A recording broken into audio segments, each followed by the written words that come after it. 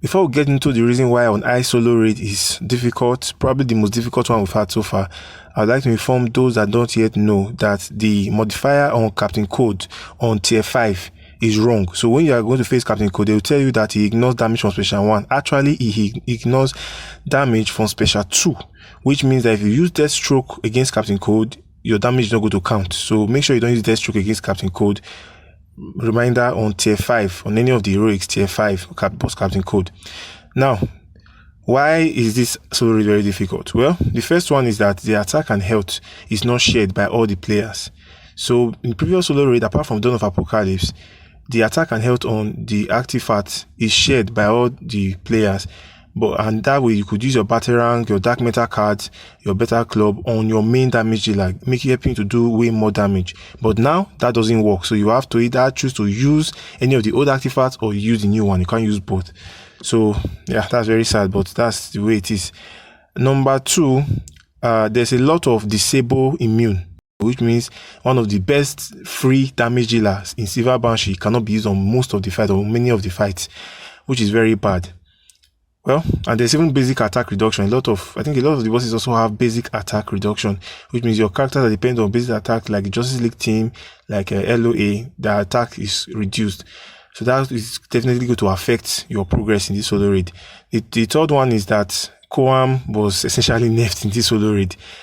On many of the bosses, you see that they have this Null Modifier where either you can't heal or your a specific class of character is reduced. So they targeted might a lot, especially against Multiverse by Black Lightning, where they disabled this gear bonus effects, which means the guy one hit and your Koam is dead. So it's very terrible. MVBL would have not been as difficult if at least you could use Koam effectively. But now you can't even use Koam effectively against Multiverse, Black Lightning, and against some of the other annoying bosses. So that, of course, is going to make your entire progress much, much slower. And the final reason is that the health is increased for the kind of solo raid. Now, what do I mean by that? In Dawn of Apocalypse, the health wasn't that high because you can only use one artifact on the attack and health doesn't stack, right? So in Dawn of Apocalypse, if you have your father box on your character, you only have the effect of the attack and health on that particular character. So the attack and health bonuses are not shared. So the health was lower. But by the time you get to the other solo raids, because the attack and health is shared, the health went higher. Now in this solo raid, we have extra health. The health is basically the same health as the Last Contract or the Raven solo raid or Rise of Krypton solo raid, but you don't share the attack and health bonus. So it's basically you're having Dawn of Apocalypse with increased health essentially.